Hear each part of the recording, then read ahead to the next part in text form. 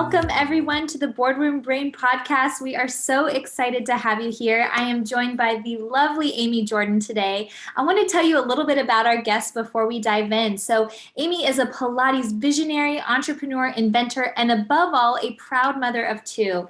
Her guiding belief when it comes to wellness: you are perfect wherever you are today, and her goal is to empower you to have the best experience in your own skin.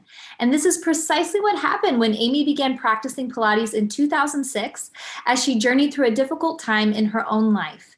Her workout soon became her passion, and she left her career as an entertainment marketing executive to open her own first high-energy Pilates studio in 2008. Now, established in 2011, WundaBar Pilates continues to build a community of devoted clients like myself and inspired team members at all of its brick and mortar locations. In 2017, WundaBar went worldwide with the creation of WundaBar On Demand, a translation of the work we do on the Wundaformer into a dynamic repertoire for the mat. So, Amy, thank you so much for joining us today. Thanks for inviting me. I'm so happy to be here and for us to be talking on this rainy morning in Los Angeles. None of us know what to do with it. I know. I kind of love it. I mean, I feel like I want to do a happy dance just seeing us finally get some good rain here. I think we're getting it all in one day and then it's going to be done. I know. We'll take it all while we can. And I love that you're actually in the studio. Tell us where you are today. So this is in Montrose, California. This is my hometown, and this was my first studio that I opened in 2008. And then we converted it into a WundaBar studio when I created the machine that I'm sitting on and patented the Wundaformer. So we transformed all of the studios that I had into WundaBar locations, and we continue growing across the nation. It's really exciting. Oh, that's fantastic. Yeah, I first became familiar with WundaBar through ClassPass when I was living in San Diego. That's the location I went to. And now that I'm in Pasadena, I'm all the time at the Green Street location. I've even tried to get my husband into it. We're working on that piece. The men love it once you just get them to cross the threshold, because there is this perception that Pilates is for women, that it was created and invented by a man back in the 1920s. It was used first on wounded soldiers in World War II. And so it's very funny that has become such this, ideology that, it must be just for women and it's stretching and it's all of this, when in fact it's great for everybody and anybody. And when the men come in here and the first class, they're usually hooked. It just takes that little nudge to get them into the studio. I agree. I'm so glad that you say that, because I really think it is for everybody.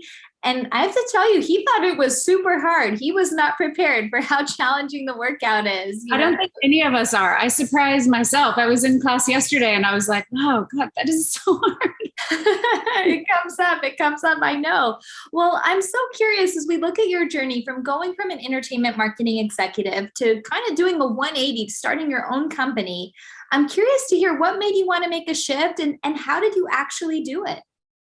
So I was in entertainment marketing. I was running Marvel Studios. You may have heard of this company. Oh, yeah. And all of their marketing efforts, from movie trailers to being on set and, at all their premieres, doing all the glamorous things. And I really was just kind of having this internal journey about what am I actually adding to the world? Am I doing good in the world? Now, it was positive. It was fun. Don't get me wrong. We all enjoy, our movies. We're fans of our favorite characters, and particularly Marvel held a really special place in many people's hearts. Mm-hmm. But I really didn't feel like I was adding to positivity and goodness and improving people's lives. So I was going through a difficult time in my own life, and that's when I discovered Pilates. And it was this 1 hour a day where I felt really strong, really empowered, and really inside of my own skin, inside of my own body. And that wasn't an experience I was having elsewhere. So it helped me to get my feet back under me, get me stronger. And I thought, hey, you know what? I'm going to do this. I'm going to open a studio. It's going to be my little side project just for funsies, right? A little side hustle. Right? Still do my entertainment thing. And it just really caught my heart on fire. I absolutely love it. I always say that the experience of watching clients come in like this, downtrodden from whatever it is that's going on in their life, in their day, in their family, in their work, in the world now, and they leave this room with their shoulders back and their head held high, and they feel so good about what they just accomplished. They feel successful in this room because we really create an environment where we greet you where you're at. We want you to succeed exactly where you are at, not where your neighbor's at, not where you were last week. Yeah. And being able to deliver people back out into the world that way was just, I knew it was my life's work, my life's passion.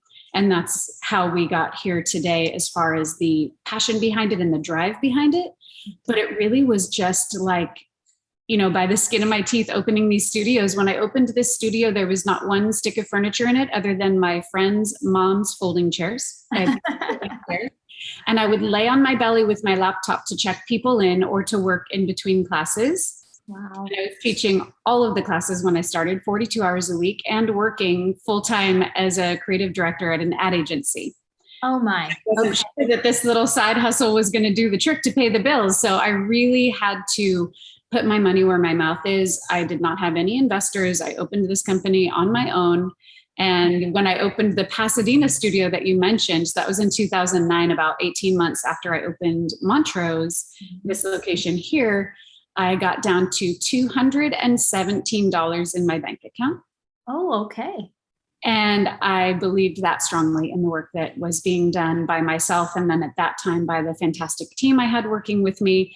And here we are today now with 10 locations, streaming worldwide, patented machine, and coming very soon, coming in Q2 of 2022, we have a new Pilates prop that's coming out called the WundaBar.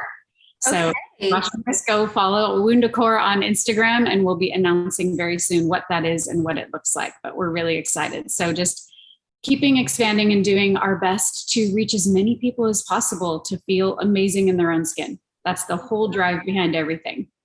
Fantastic. Fantastic. And what really strikes me, because I've been to a lot of Pilates classes, WundaBar is different. It's different. I mean, the equipment is patented.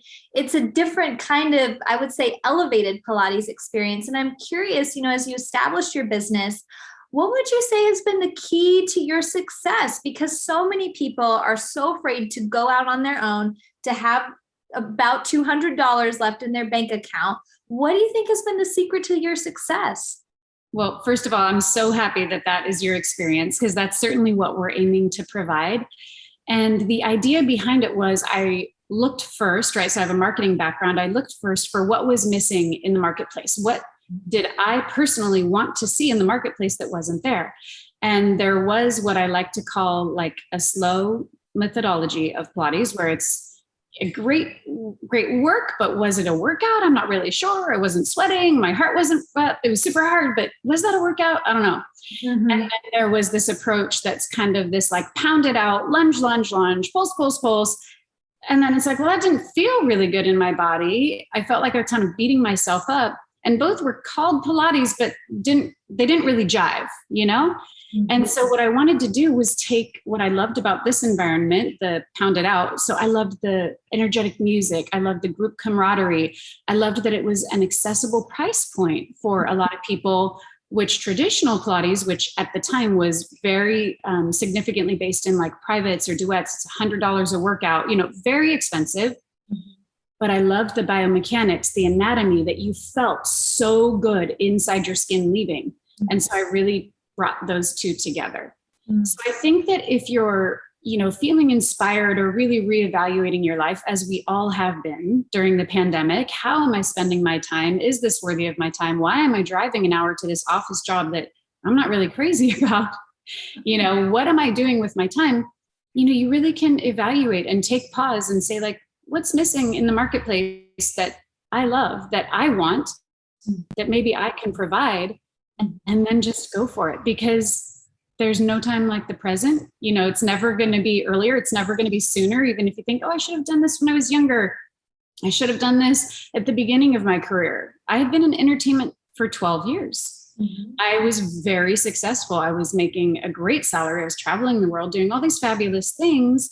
And maybe it would have been nicer if I had started teaching Pilates when I was 20, but that's not what was. Mm-hmm. So it's a really important thing to do, to accept what is, where you are in life, how old you are, who cares?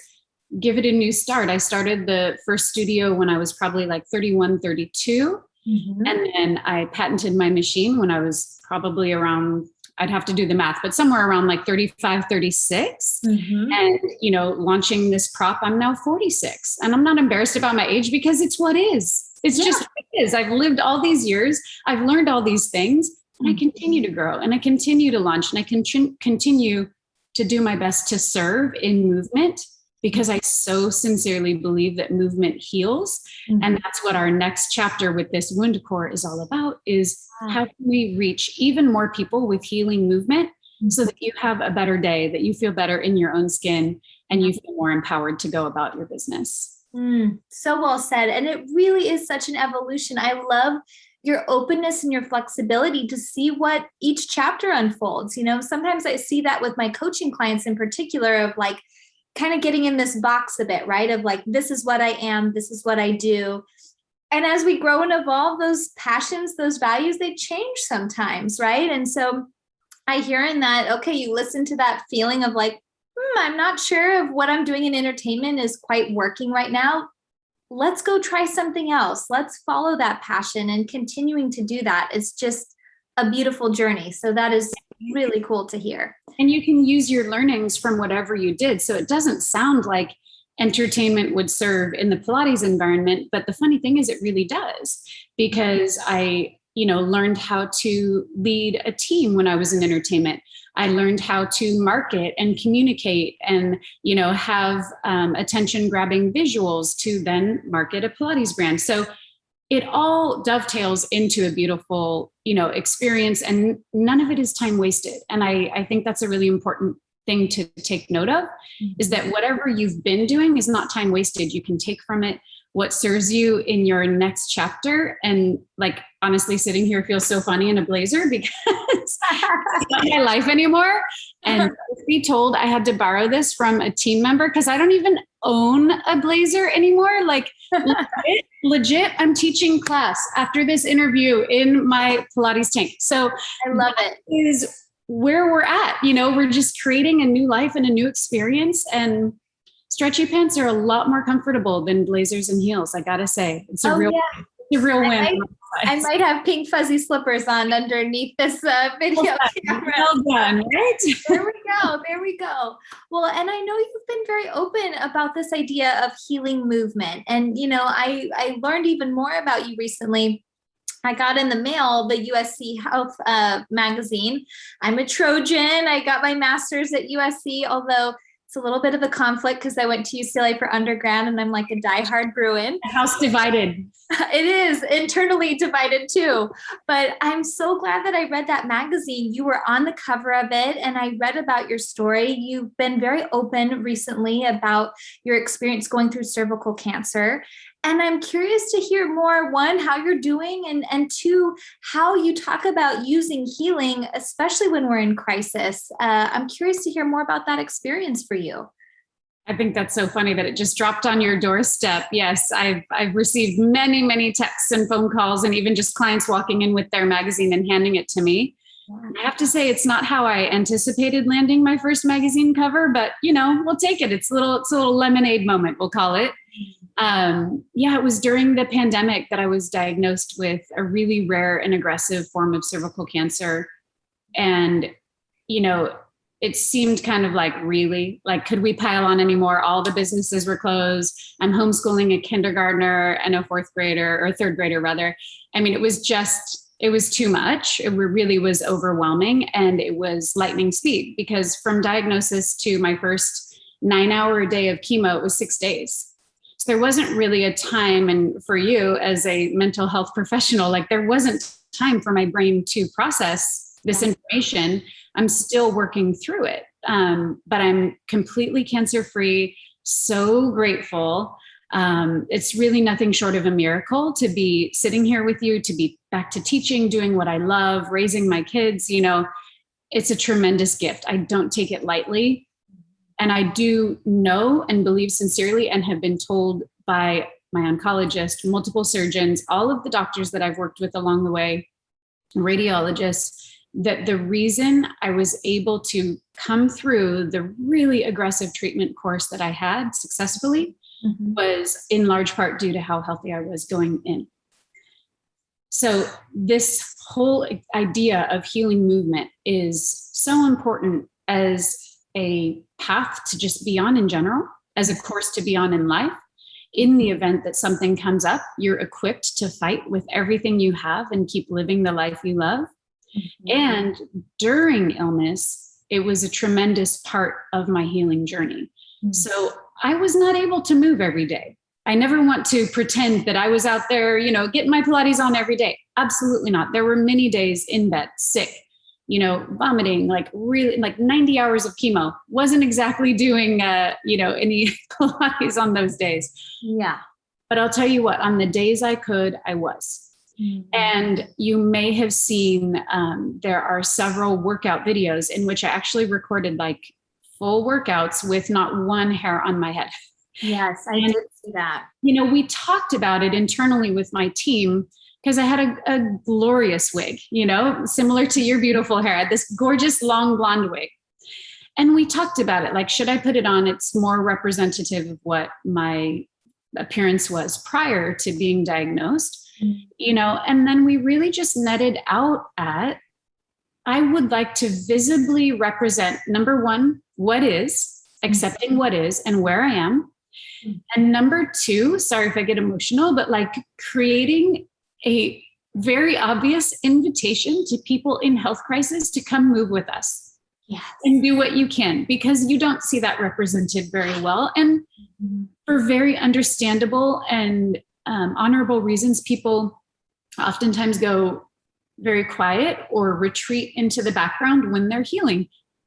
With absolute respect and admiration for whatever your healing process is.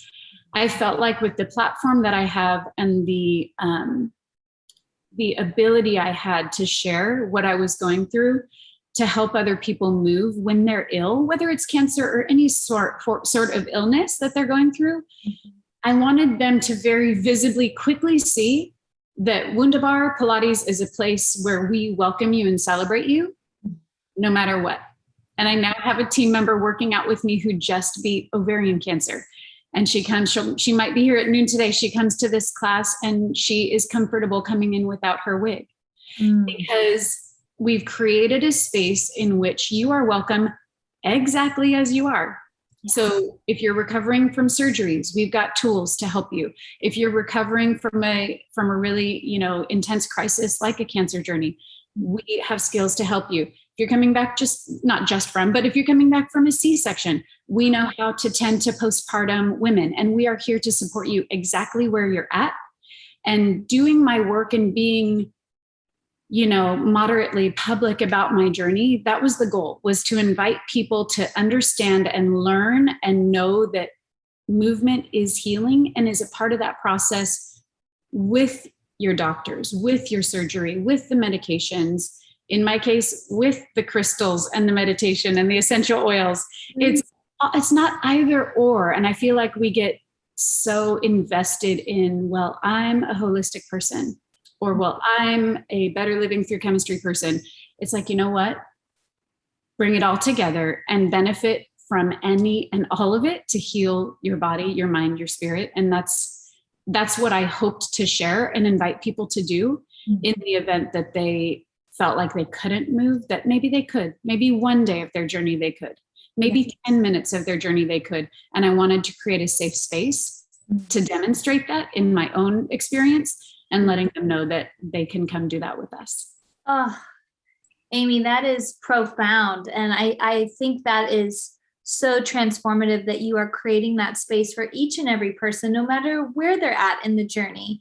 And I love that you speak to incorporating all the elements, right? I see that so much as a psychologist, of folks thinking therapy or psychiatry. I swear by my naturopathic doctor all day, right? Like, it's all these things together. And so the fact that you are creating this safe haven at WundaBar, I just think is an incredible thing. And it takes courage to share your journey. And I have no doubt that you are changing lives in doing that. And you are just offering such a source of healing for so many people. So thank you for sharing. It means a lot to me, and I'm sure it does for others too. And it's my honor and my gift. I really see it as a gift that I pulled through this, and I'm so grateful and happy to be able to share it with people. Yeah, absolutely. Well, and that makes me think, because I see so many people putting their physical health and their mental health on the back burner. I mean, that's really why I do a lot of corporate work, because I see so many people not making time for their physical and mental health, right? Like we will work 12 hours a day and oh, didn't have time for the class, like too bad. What message do you have for the person who's listening to this podcast today who just canceled going to their class, or who says, oh, I'll do therapy in a few months, who's putting their healing on the back burner? I think it's so important to understand that you'll be more productive and have a better experience in your work and in your family and in your friendships and in all of your relationships if you're coming at it from a healthier place mentally and physically. So your back will ache less sitting in your chair, right? As you're sitting at your desk or standing at your desk. Your heart will ache less if you're mentally healthy. And you will have a better experience in all of your days and all of your moments, whether it is, time on your own or time at your job. But believing that it's an either or equation is not going to bring you peace and healing. And in my own experience I just started psychology when I was about 40. So I've been doing it for about 5+ years now. And it was a tremendous help and support to me through those years, and certainly through this cancer journey.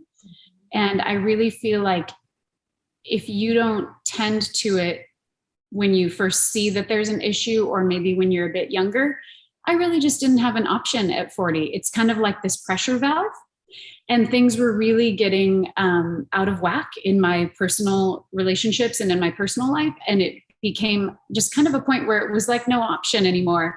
And I really wish I had known more and understood more about psychology to get support and help earlier on for mental health, to not get to the point where it really was an absolute necessity, where I could have gotten to a point where it was less crisis and more treatment, because it would have been faster and more effective sooner, rather than waiting for this kind of like breaking point. And the same applies to health and movement, right? If you're waiting until you've thrown your back out for the last time, if you're waiting until your knee fails you because you've not been able to support it with other musculature around it, if you're waiting for your neck to stop hurting because you're, all of us, myself included, on gadgets all day, if you're not unwinding and finding the back line of your body will do it for you. Your body will require that it happens. Your body will shut down, close down, as your mind will. And so it's important for us to take pause and take reflection on, hey, what do I need today?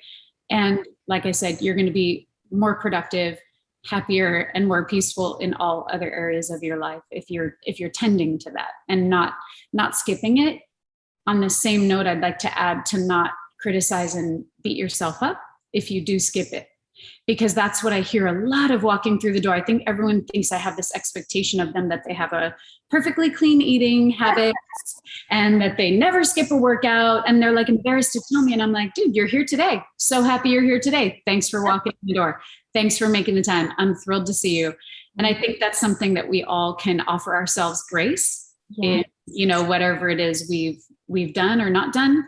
I read something recently, it might have even been on your page, about breaking the day into quarters and not saying like, oh, this day is trash, or, oh, I've ruined my eating for the day. It's like, okay, you ate that or you skipped that workout, but can you get 10 minutes of movement in later today? Yeah. What can you do that will help you reset, help you feel better? And that's part of the reason why we offer 10-minute workouts, either for free on my Instagram page or as part of our WundaBar on-demand subscription. We have 30-minute workouts, we have 10-minute workouts, and do whatever part you can do that day and feel really good about it. I love that. And, one of my favorite mottos is some is better than none, because so many of us get into this all or nothing thinking, right? Of like, I'm either running a marathon or I'm sitting on the couch 10 hours. And it's like, there's so much in the in-between, right? And so I love that you offer those 10-minute options, just taking those steps. It doesn't have to be this huge, drastic change in your life. It can be baby steps, right? Exactly. Yeah, yeah. And speaking of baby steps, I know you're a mom and, a lot of women in particular, but men as well, I find that a lot of young professionals wonder, how am I going to be able to do it all? Right. We were kind of just speaking a little bit about this hustle culture of feeling like we have to do everything 110%. I'm curious to hear about your experience as a business owner, as a mom, I'm sure you get this question a lot, but it's one that I think many of us are struggling to find a good answer sometimes. How do you manage it? I think it's important always to offer yourself grace. We hold ourselves to these really insane standards. And the idea of balance, I think it's poppycock. It's absolutely, you're never going to hit it. You're never going to reach it. And you're going to be chasing it and chasing it and chasing it. And you're not going to be able to do it all every day. And so that's the way I look at it, is that on the days I need support with work, I tap on my amazing team and they step in, and frankly, they do it as good or better than I can achieve it, right?